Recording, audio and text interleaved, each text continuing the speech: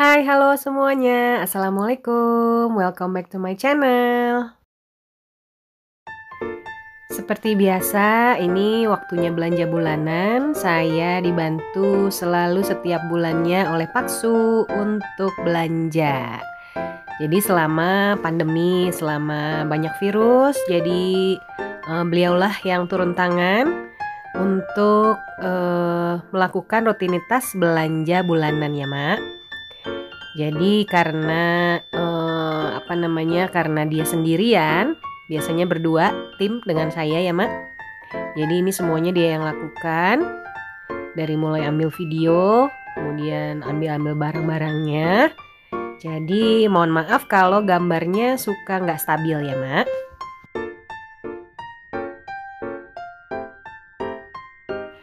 Kalau ngikutin nafsu belanja sih saya kepengen ikut ya, Mak. Tapi karena ada anak juga yang harus ikut kalau saya juga pergi, jadi saya harus pilih lebih baik saya di rumah. Jadi Paksu yang belanja. Paksu belanja sesuai daftar dari yang saya kasih sebelumnya ya, Mak. Jadi supaya memudahkan beliau mengambil dan fokus dengan barang-barang yang sudah ditentukan. Jadi nggak sempat lagi untuk cuci mata. Durasi belanja beliau sendiri kurang lebih 1 sampai 1,5 jam gitu ya, Mak.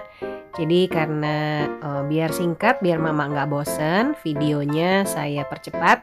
Jadi saya ambil yang kira-kira penting untuk masuk screen. Sampai di rumah, tugas saya seperti biasa. Ini tugas yang kalau bahasa saya bilang tuh kapiran banget ya, Mak. Ini tugas yang melelahkan. Kadang ada yang menganggap ini tidak penting banget. Ngapain juga cuci-cuci belanjaan kayak gini ya, Mak. Kelihatan juga kayak overacting mungkin, berlebihan. Tapi ya sudahlah, tidak apa-apa. Semuanya punya prinsip masing-masing ya, Mak.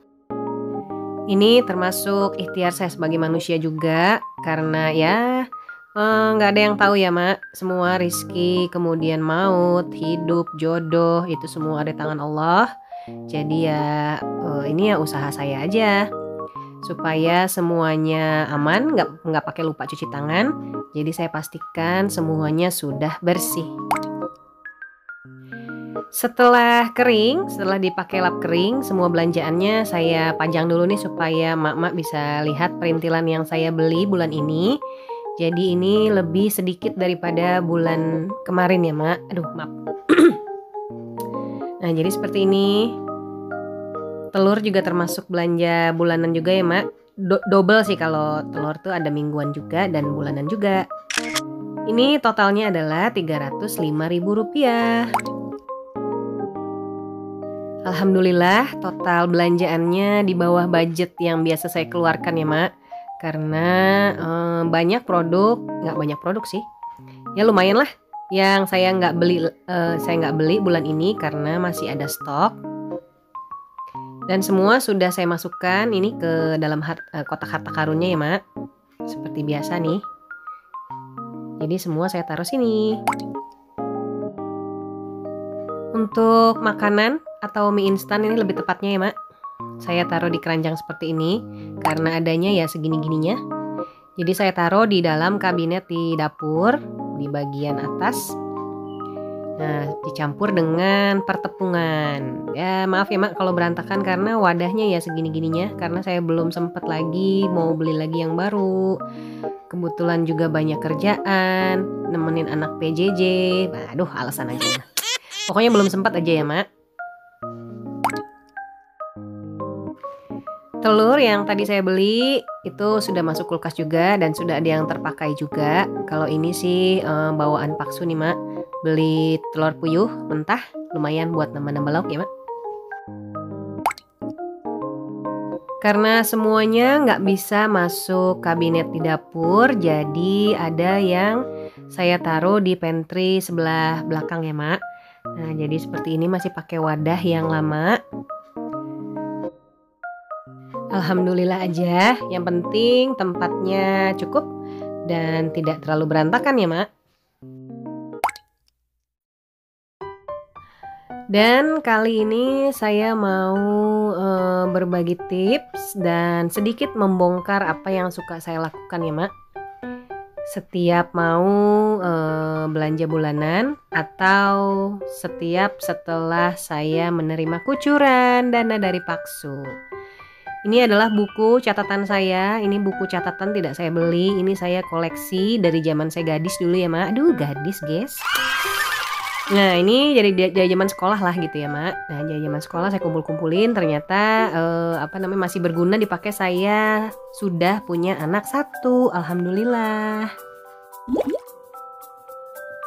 Oke, jadi ini kurang lebih ya Mak, ada 10 yang menurut saya menjadi mindset saya dan rem juga saya ini dalam mengelola keuangan ya Mak. Jadi yang pertama itu setiap setelah mendapat dana kita list membuat anggaran keuangan. Ada yang harian, mungkin ada yang mingguan, atau juga ada yang bulanan. Jadi setiap rumah tangga belum tentu sama juga ya Mak cara mengelola keuangannya. Yang kedua itu melunasi hutang baik cash atau kredit. Tapi alhamdulillah sampai saat ini insya Allah saya tidak punya hutang ya Mak.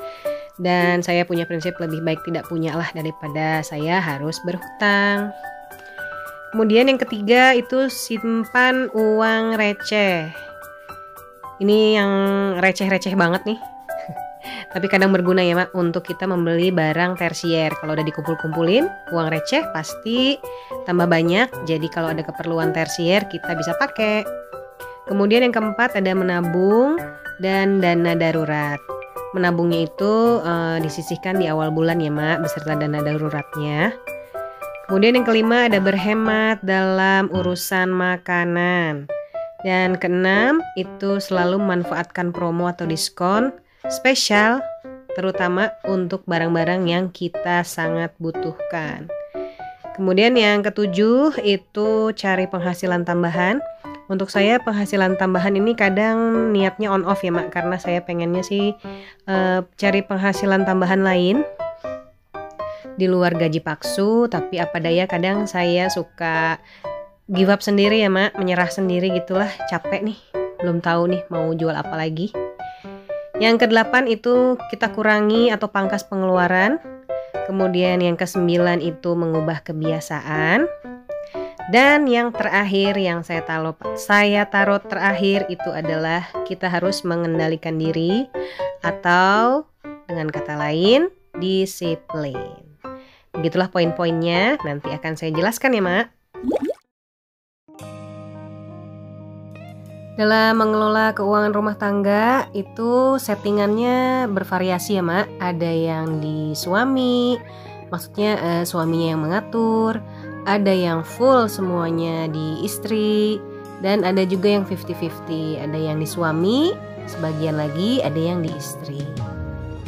Kalau emak-emak sekalian pengaturannya gimana? Kalau saya semuanya alhamdulillah Paksu mempercayakan semuanya ke saya. Jadi semua urusan belanja-belanja, dapur, kemudian ya yang membutuhkan jasa saya gitu ya Mak. Jasa itu semuanya di saya ya Mak, kecuali urusan sekolah. Nah itu sudah tidak dikasih ke saya ya Mak, jadi sama Paksu udah diatur sendiri. Untuk poin nomor 1 ini membuat anggaran keuangan atau budget harian, mingguan, bulanannya. Itu maksudnya kita membuat list-list gitu ya Mak, mana yang menjadi prioritas kita setiap bulannya. Jadi kalau udah tahu prioritasnya mau dipakai apa saja nih anggaran yang kita punya, jadi insya Allah bisa diatur jumlah jamblehnya. Sudah pasti kita sendiri yang tahu bagian mana yang harus masih dihemat dan bagian mana yang mesti selalu jadi prioritas ya Mak.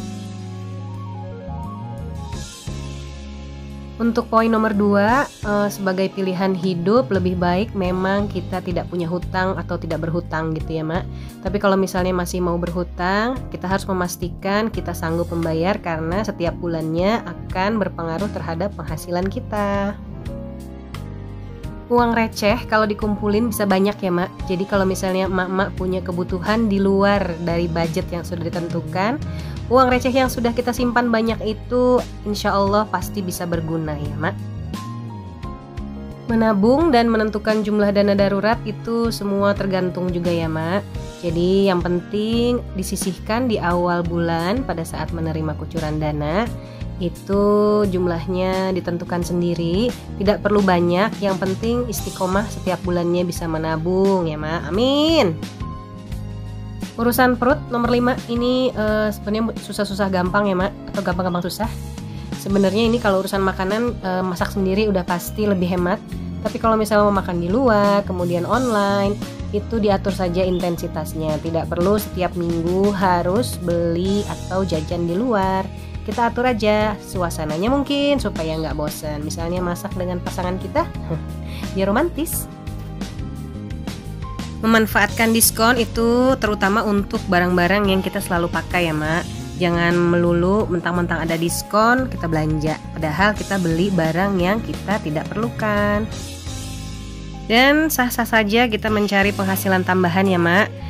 Yang penting kita tidak lupa tugas kita yang utama sebagai istri dan ibu untuk anak-anak kita, sehingga tenaga kita pun tidak akan kehabisan pada saat melakukan tugas yang wajib. Untuk memangkas pengeluaran itu wajib ya Mak kalau mau berhemat. Jadi misalnya alat-alat elektronik yang tidak kita pakai itu lebih baik dimatikan. Kemudian misalnya kita mengurangi pemakaian AC bagi yang pakai AC, atau misalnya menggunakan keran air dengan bijak gitu, jadi nggak boros gitu ya Mak airnya. Ya seperti itulah. Kemudian misalnya kita mengubah kebiasaan juga ya Mak. Kebiasaan cuci mata atau window shopping atau misalnya browsing-browsing gitu ya Mak. Jadi ujung-ujungnya kita beli barang yang nggak perlu. Nah itu harus diubah. Jadi supaya dompet kita di tengah bulan nggak cekot-cekot, kepala juga nggak sakit mikirin besok harus gimana. Dari semua 9 poin itu yang paling penting adalah disiplin. Ya, yang namanya teori ya Mak. Kalau teori pasti ujung-ujungnya tetap akan jadi teori. Gimana teorinya itu bisa dibuktikan? Ya kita harus proses sendiri ya Mak. Proses dan pengalaman sendiri dalam mengelola keuangan rumah tangga kita. Kalau saya ini 11 tahun menikah, itu baru beberapa tahun ke belakang nih catat-catat seperti ini, detail seperti ini, untuk mengetahui aliran budget saya nih kemana aja sih setiap bulannya. Kok kadang saya boros, kadang saya pelit, bulan kemarin saya pelit, kok bulan kemarinnya lagi saya kok boros banget gitu ya Mak. Jadi ya hal-hal seperti itu kadang receh ya Mak. Tahu-tahu dompet udah tinggal kulitnya doang. Isinya entah kemana ya Mak. Nah seperti itu. Jadi lumayanlah ini membantu saya, dan membantu juga sebenarnya membantu Paksu juga ya Mak. Jadi kok duit gue kemana ini, kok udah hilang lagi nih, gimana sih bini ngolahnya. Mungkin gitu ya Mak di pikiran suami. Kalau saya mencatat itu sebenarnya membuktikan saya itu konsisten apa enggak ya Mak. Jadi kalau udah dicatat itu kan kita jumlah-jumlahnya sudah tahu ya, kita tulis berapa ribu gitu. Kalau misalnya kita melanggar apa yang kita tulis itu kita tuh malu banget loh Mak. Pokoknya terutama saya ya Mak, saya malu banget. Ih kok saya nulisnya segini, ternyata kenyataannya saya nggak bisa gitu. Nah ini bisa jadi rem juga, barangkali ada juga yang seperti saya. Jadi mencatat juga tidak perlu sih sebenarnya. Kalau di buku seperti ini nih kan sok manis-manis aja ya Mak. Karena saya dari dulu suka banget sama yang namanya organizer nih, seperti ini buku. Jadi kalau yang nggak suka catat ya bisa tulis di handphone, atau juga ada aplikasi juga sekarang ya Mak yang canggih tuh. Jadi kita tinggal masukin aja tuh catatan-catatan kita, tinggal ketik aja. Ini karena saya budgetnya itu hanya ada mingguan dan bulanan ya Mak. Jadi tidak ada budget harian. Jadi semuanya ini sudah fix nih. Kira-kira seperti ini kebutuhan saya di rumah selama 1 bulan. Jadi paling kalau misalnya jumlahnya itu berubah-berubah, misalnya kayak bayar iuran PDAM atau bayar listrik, itu tentatif ya Mak. Perbedaannya juga nggak terlalu jauh, jadi masih dalam budget yang saya tentukan setiap bulannya. Kenapa kok nominalnya nggak ditulis aja sih? Itu gimana ya Mak? Saya kok kayaknya kurang etis gitu nulis jumlah anggaran yang saya punya setiap bulan dari Paksu. Dan kurang etis juga barangkali nanti dilihat bagaimana, aduh nilainya apakah besar banget atau misalnya kecil banget, aduh jangan kayak gitu ya Mak. Jadi ini hanya menyampaikan poin-poin yang selalu saya catat. Untuk nominalnya biarkanlah menjadi rahasia aku. Mulai lebay deh. Nah, jadi seperti itu ya, Mak. Jadi mudah-mudahan ini menjadi petunjuk juga buat yang masih bingung kalau ngelola keuangan rumah tangga sendiri. Pos-pos budget sudah ditentukan, kemudian uangnya saya masukkan ke dalam amplop. Saya tidak pakai dompet yang viral itu ya, Mak. Sayang aja gitulah kalau mau beli dompet baru seperti itu, kalau mau pakai juga dompet yang ada aja di rumah.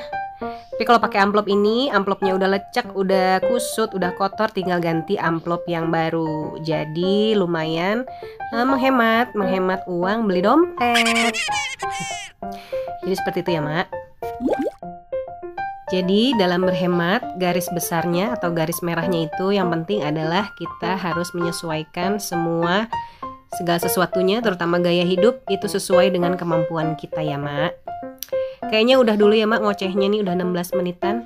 Terima kasih sudah nonton saya sampai sini. Jangan lupa like, komen, dan subscribe. Semoga video saya bermanfaat. Sampai ketemu lagi di video saya selanjutnya. Wassalamualaikum warahmatullahi wabarakatuh. Bye-bye Mak.